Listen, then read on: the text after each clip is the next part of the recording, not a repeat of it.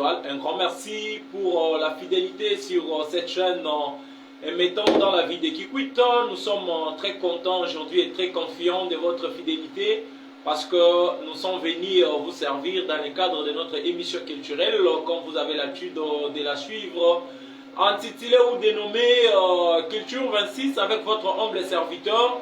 Trésor Manon dans les cerveaux penseurs, ça fait du bien, ça fait du mal à personne. Et actuellement, il est appelé le mondialiste en raison de la bonne qualification de notre équipe nationale, le Léopard. C'est comme ça que les fanatiques m'ont surnommé les mondialistes, donc nous irons là-bas. Un grand merci, nous étions ici le samedi passé, c'était hier, c'était la rediffusion. Merci parce que vous avez écrit beaucoup et puis ça nous a fait du bien. Alors aujourd'hui, nous commençons par dire un grand merci à l'Éternel Dieu pour son amour. Parce qu'il a voulu renouveler son amour envers nous par rapport à ce qu'il est en Dieu créateur. Nous disons sincèrement merci à lui pour ses bienfaits dans notre vie car nous ne méritons pas cette grâce, mais il a voulu à ce que nous puissions être en vie. Un grand merci. Amis auditrices, auditeurs, d'habitude, vous savez que notre émission commence avec quelques actualités de musique. Ça, c'est une politique interne de cette émission Culture 26. Alors, pour ce faire, nous commençons par vous informer qu'hier, c'était du boom et du Tao Tao dans la salle Zénith de Paris. Là, nous sommes en France avec notre grand des artistes et musiciens congolais, Yajossar, avec son groupe Zaiko.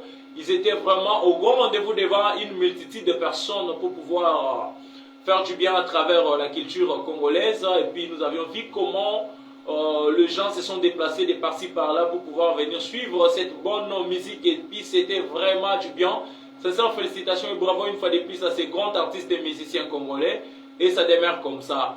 Alors, pour les dates qui ont été annoncées, elles restent de cette manière avec l'artiste Ferrego en date du 11 juillet pour Londres, Hérité Watanabe le 4 juillet pour le Zénith de Paris, Fabregas au mois de juin en Espagne, l'artiste Ndia Makanda Werason va devoir se produire en Belgique et toujours au mois de juillet, Kofi Olomide également au mois de juillet. Donc comme nous avons dit dans notre émission précédente que le mois de juillet est un mois très saturé pour des productions de nos artistes vivants au Congo qui vont devoir se produire sur les sols européens. Force à eux.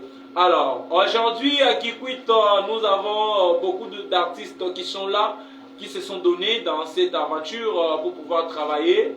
Et puis, toutes les actualités vont devoir être connues le long de cette émission.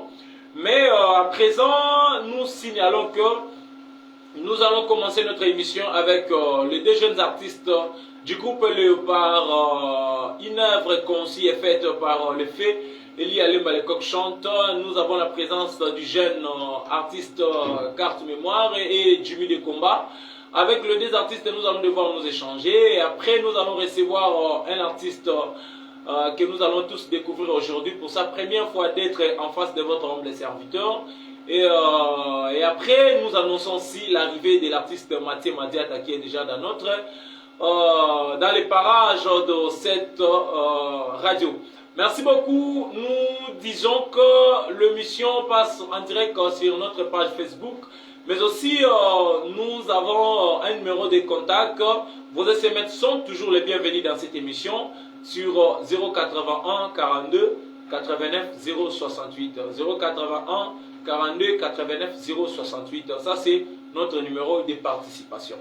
Alors, avant de pouvoir commencer à recevoir ces artistes et musiciens, j'aimerais présenter nos sincères condoléances à notre ami et frère JP Kassiama, le médecin, qui a perdu son papa biologique au niveau de Kinshasa. Nous compatissons au nom de tous les amis, nous compatissons avec notre cher frère JP Kassiama, beaucoup de courage. Dieu a donné, il a repris. Alors, il dit à toutes les circonstances que son nom soit loué. Donc, de cœur avec toi, JP Kassiama, et avec toute la famille Kassiama. Merci beaucoup à notre ami Arch Mafuta qui est déjà en direct, en train de suivre depuis Kinshasa. Et Benjamin Koussangil également, qui est avec nous déjà en direct. Alors, je reçois le jeune artiste. Je commence avec l'artiste qui est à ma gauche, Carte Mémoire. Comment ça va? Soyez les bienvenus dans la radio Étoile et puis dans l'émission Culture 26 avec le chemin. Ouais, très son maman, aspect, plus beauté, charisme. Merci, merci vraiment. Merci, merci, bah bon week-end. Bah bon week-end, bah bon week-end, bah bon week-end. La radio Étoile. Ça va. La première fois, la radio, n'est bien. D'accord. Artiste avant de poser, moi qui m'attisais, moi ne peux pas bien, c'est bon vraiment. Ça fait du bien. Ouais, alors rapidement, ça va. Après l'enterrement, et puis les autres s'est retrouvé les sous-sous, tous ceux qui n'habitent dans la scène, tous passé qui nuit ensemble, les nabino, de cimetière, puis tous ceux qui dernier hommage, on a Eli Alemba. Alors les lots, n'avocat si appelle Mbuka, ouais, c'est pelé, tous ensemble, les nabino. Alors on va déjà te yeba ensemble, les nabatouba la nabiso, n'engeni nisko yo. Makamba mikolo yo kuna yo par samweza de ouais mikolo vraiment tous appels na stand-by na ndenga par rapport ebiki matin ici la vraiment pas ba ya pona kolo nango tous na ndenga stand-by tous olinga to bonisa ba makamna biso wana eza wiklo kese wana ba biro to pesa te communiquer na bato no so balinga ba biso ba fanatiza ba biso partout libanda mo wana ti ba père ite mbuka bisika za na kolanda ngai omonke tozo tika annonce awa pona kokuta na biso no to ko solola to ibandeni tozo banda ko démarrer parce que jamais to ko isa beneli oyebi ke banda père abela ki tozo déjà union force tozo déjà ba père apesa biso déjà opportunité tozo linga to fanda to sola to sopa masana to sala et singen to sala si ma to démarrer ba makambo ya kese na biso.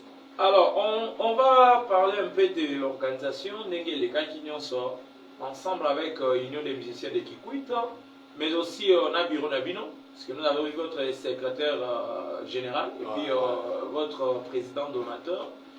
Alors, selon vous, une organisation les cas qui en tout, au moins qui en déni.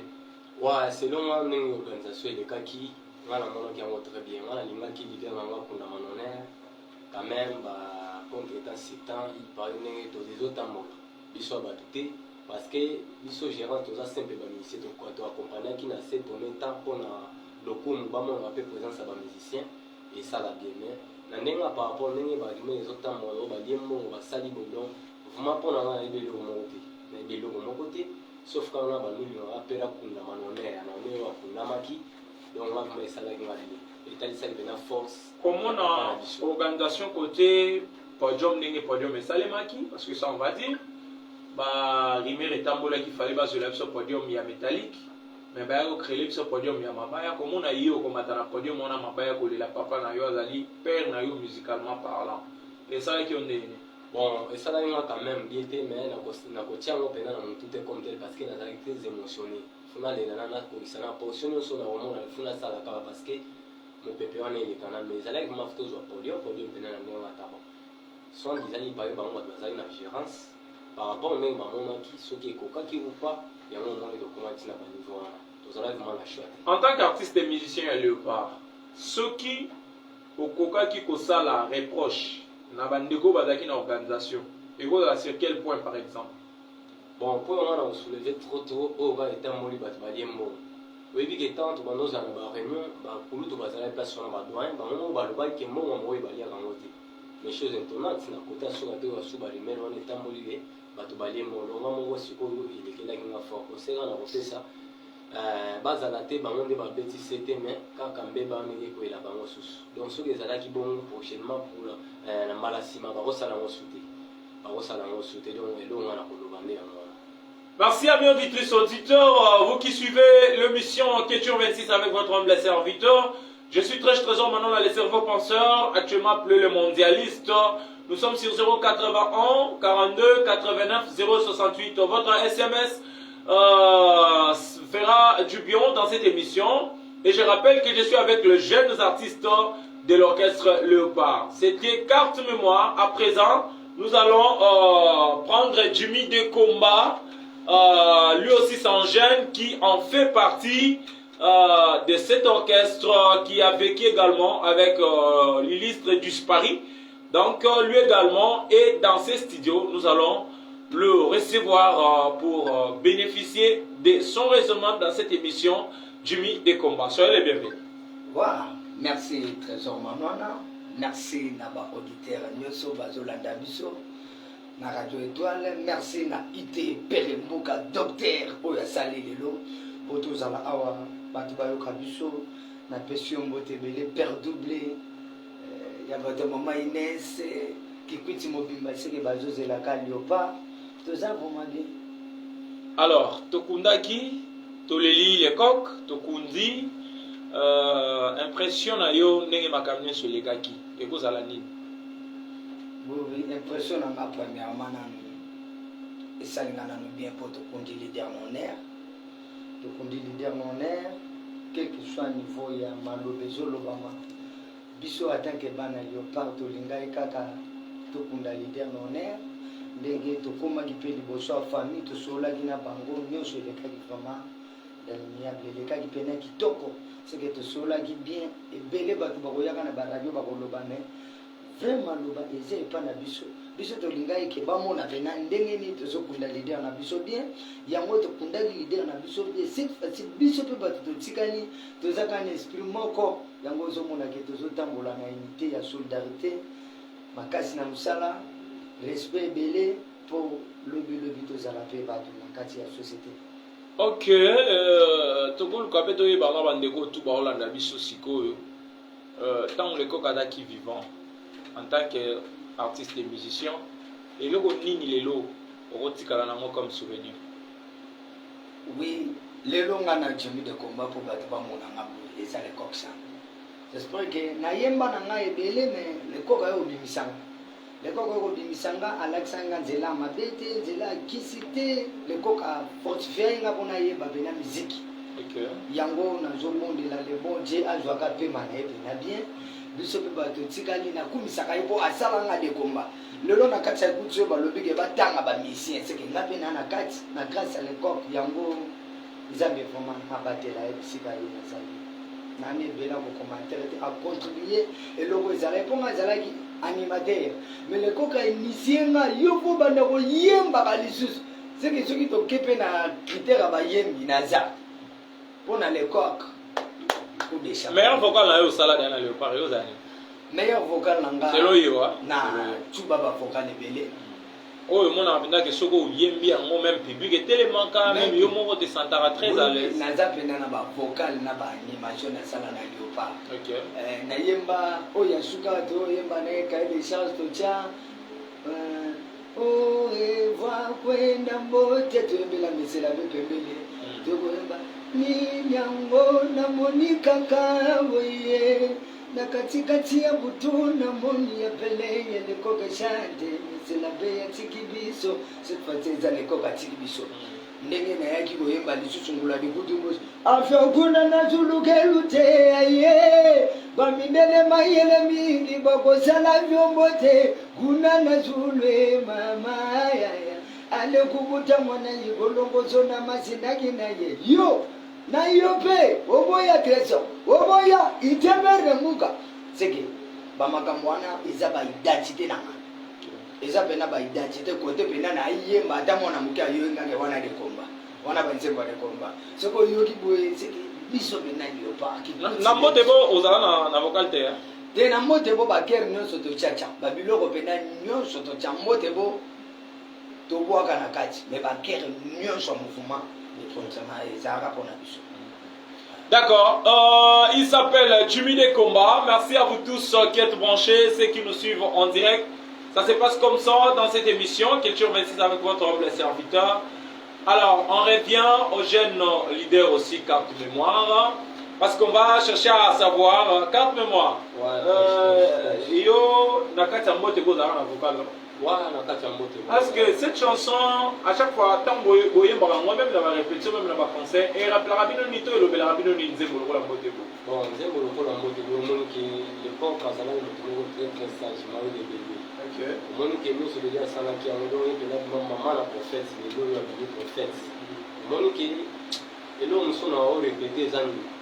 Batou mon qui lit au sepela mutura et la kufi. Et elle a vivant. Le monde où il cahier des charges, il y a des bébés, la radio, wapi. Mais après, il y a vivant. On va ça la nuit sur un peu de la route, tout en attendant, il y a un fatigué béton. rien. Mais dans la paix accueillie, dans la cahier de charge de l'EPC, makambo na se. Akati ya mbote ngo sala ba vocal il appelle la radio, donc c'est que il est azalaki mayele bébé.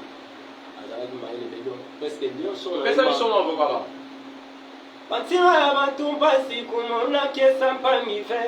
Batima ya bantu mpasi kumona kesa mpangive. Bantu kudia kana kokesha kukezola watengale kokeshante. Balongo kia mfumu Yesu bomo sikuteka Yesu masiye. Udansi kutumwa sinani ya vila kanaso sana mbomwe. Nituya ike ntoto moya kanike ya nzambe. Betu kutaka mbongo yotabika kayona ntoto. Obinzuze blore kiwasa itembuka memore shante. Lekoke wakita mabonga anakikuti mushimane. Mame, mame, Mikayele longa mame, sambuna kiki kenene. Voilà, ça fait du bien. Sambuna kiki kenene. Toyaki na mokilo tokutaki la, totika la. Les a raté que chose dans la mois de la part, bah ya musu ba komi na ndenge ya système nzimwanka. Donc toyaki ya tokutaki la, bana léopard, ça c'est un grand message. Alors, je salue son excellence Maman Nana Manouanina, excellence, sincère salutation, le plus distingué dans cette émission. Alors, je voudrais vous rendre hommage à travers cette émission, Maman Nana Manouanina, ça fait du bien. Et je voudrais également dire sincère merci à Papa Arthur, Kadiman, Sébastien, l'homme du terrain qui nous suit. Ça me fait vraiment du bien à travers cette émission. Également, je pense à Céaloumé qui nous suit. Notre grand frère Prince Toya, sincère condoléances, le plus attristé. Et Henri Palaki, délégation Senses, mon frère depuis Djeoukao. Donc on est vraiment ensemble. Alors petit à petit, nous allons chercher à nous séparer avec des artistes et musiciens. Mais on va y revenir pour pouvoir continuer avec cette ambiance qui est vraiment très positive dans ces studios de la Radio Étoile. Sincère salutation également à l'honorable Joël Ibilaba, le propriétaire de cette œuvre. Grand merci à mon ami Médard Boyenzi qui suit cette émission. On va partager l'écran avec notre ami Benjamin Poussangila qui en désire pour pouvoir nous suivre. Donc, alors, est-ce que tu as une exclusivité à Moteko? Ouais. Moi, ça l'a bien, hein? Okay. Non, parce que peut-être vous autres, vous allez moins distrait, mais c'est une chanson où il y a un message moko na kati wana so bozola nango nzembo wana na ebité laki na quel est l'esprit qui a réveillé le corps ya oyemba baja ba nzembo oyo. Vraiment c'est une meilleure chanson hein oyo to classé parmi ma carrière na. Alors on va prendre quelque chose pour le plaisir de notre ingénieur Donciel, le génie, qui est là en train de pouvoir nous faire du bien quoi. Alors, quelque chose, il y a Mbotego, et ça la bâtiment souvent on a vu ce plaisir. Ouais, merci Trish. Likamboli nemole koke asali namokili pomotano sangalela kanga imabeo yangoli suwanini na suwana mokilo yo bayela chabote malelo bakomyo inangai pona zangalanga bosolo yangole zamba mokilo yo tala ndenge mokili ekoma très compliqué. Quand je permets la main couleur que tendre keti bakosata malami soke balinga kangebele zokola motema bati bayinanga kala nakanisaki basalela kanga addition zoka basalela kanga soustraction pour l'unité potokobonanga nono babesoin disanga nzambe asangisa balingi te bango tout contre ngai na bafanatike nanga na stade bakomi contre ngai meme jire touche na korompraki ya komi anniversaire na likambo ya mindule eboti tribalisme betilaza moto ya bobalinga botemane dene botikanita babilingani nango seleba winge botikanita babilingani nango muluba mungala mukama mushali tozali bakongole mundele ndombe bisono sobale sanda ya bandeko ya kotala penalty na maya valable bandilango po barezangeza na kina lidusu Isepere Mbuka bampangi ya bete bana biena bo bometulila munu mitamuzila nyeso bokeso salusi mula munu kubeba mamunwe mabulu beti munoga sana leko talabubu yo mewisa benu mosi erefene manakere ya kanari bomeo kakaeli ya lembatia nyoso ina lusi muna yandi kubeba mamunwe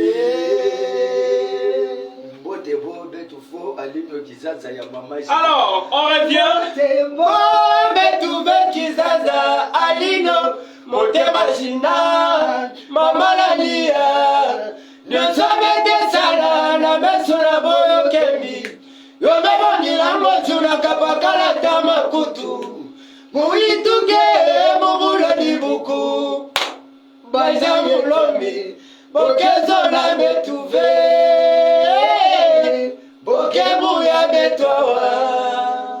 Ça fait du bien, Motembo, na betunde faux. Donc, ce n'est pas mon tobeti maboko. Ce n'est comme la tour nabiso nzibwanka.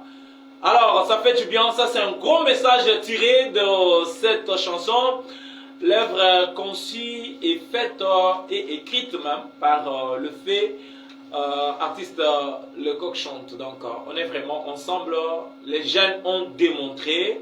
On va aller avec une série de dernières questions pour pouvoir se séparer puis recevoir d'autres artistes qui sont là. Carte mémoire. Ouais, très bien. Après avoir Kozala, ensemble Boleko Kakoufi Atikibino, qu'est-ce que vous en pensez? Est-ce que Lelo et là, Kabwanipo, Lingi Babenga est leader, yo, Lingi Babenga leader de combat, Lingi Yaza leader, Machuda, ye leader. Ndeko na biso na mususu nani Kaivota yeba linga benge leader ou bien qu'est-ce que comment vous vous organisez pour que œuvre parce que bato belé lelo ba olinga te bokabona parce que le samedi passé bato komela nga belé to pesa bino conseil bokabona te qu'est-ce que ou bien promesse ni lokoko sala na bato ba olanda biso to assurance to certitude ni lokoko pesa na bato ba olanda biso siko. Ouais, pendant que Holanda biso partout dans le monde entier, Pere Mbuka iti. Na dit qu'il est pas en direct, ça na Holanda biso. Les médecins. Biso toko kabonate parce que ce qu'on tani pendant 4 ans sur la Belgique. Pour déjà ceux qui sont faibles, toko tani pena ba guerre pendant 4 ans sur la Belgique to kabonaka. Si to zo mona pete ceux to kaboni pays. To kabona pona ni to welisa nini. Mon kota to kabolisha mutazu ya yi banda défense. Si ko ki leadership to welisa parce que to bibere biso nyonso na to tia to ça déjà ba leader. Père azala comme coach ya pesa déjà coaching na ena ndenga par rapport biso to to ba leader na kati orchestre. Donc to mona te eloko nino to welisa po esala ke et même biso na côté poto séparer rien jamais biso to kuma pena Léopard na soka. Merci pour cette assurance. Dans le temps ndengezo ya parce que to ça bato parce que on va peine à parler na botami petit souka film ka funa bala et ta on est singa ngiti non pas en indépendant na ndenge na wana c'est bien mais na ndenge ata awa wato za pena ensemble parti na souka quel que soit ma b quel que soit nini le sang vous na kati na biso jamais. Alors on va partir avec toi pour en finir déjà quelques salutations dans quelques personnes et puis on revient avec Jimmy de Combat pour en finir. Ouais ba mbote na ngwa ya trouver comme la docteur Mandochi azana ko na parler na maman. Bah, et c'est un comme là, IT Pere Mbuka, double médecin. Actuellement médecin. En direct à Kinshasa. Mais c'était comme là, partout ça n'a pas d'anglais. Bambote a trouvé comme là, refis malébé, papa na refillette. Bambote a trouvé comme là, papi Munkika et maman la joie, père Patrick, Pamela, patriote et parisien. Mais c'était à trouvé comme là, Dieu Akaliko, que ça fait à Miss, papa na Redina, Toto de Besse Lusanga. MK5 le gouverneur, CG Atangolo. Bafan nyonso oyo bazo soutenir Léopard basimba biso tozala toujours humble trop de conseils pe kati na biso po tozala idée innocent kaka ba mese Kinshasa. Merci kaka yo moko pe très na radio na biso na honorable ba et les génies dans la technique d'ancienne ingénieur yo moko azo pesa makambo ingénieur d'ancienne ingénieur d'ancienne ba c'est théâtre comme na yebe na Regina Mukoko yanko ya mama Verdège de ce théâtre comme na dango merci beaucoup.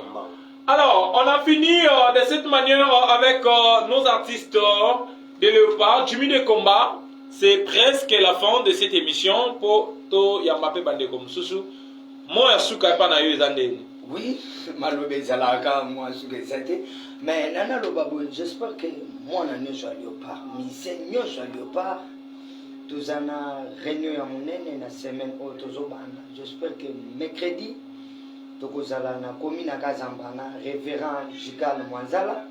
Pour na kobondela orchestre mobimba na kotia biso loboko pourvu que tozala bana mama moko po nyonso nano à part ça ezaka nzambe. Okay. Yango tozosenga na ba mise nyonso ya Léopard mutu akozangisa zate banda na défense tina biso ba mise c'est que mutu nyonso akozala place wana na commune na Kazamba epa ya président kama pour na kosola na révérend Mwanzala topesa vraiment précision ba nani ba benga mina réunion wana. Bato babengami place wana eza ba journaliste na ba musicien pamba. Okay. Oui, journaliste akozala place wana pona kopanza sango po onyo tokosala place wana tokozala na révérend pona kotia orchestre na mabondeli pourvu que pona ba milimo mabe nyonso côté la biso te moya kokaboneza te. Voilà, toza journée toza na mercredi na commune na Kazamba tokobenga na pe na ba message koleka partout po awa pe na ba radio tokoleka pona kotinda ba communiquer po bato bayeba pe ke orchestre na biso toko démarrer pena makambo bien na mercredi po tokuta na référent tokosolana ensemble.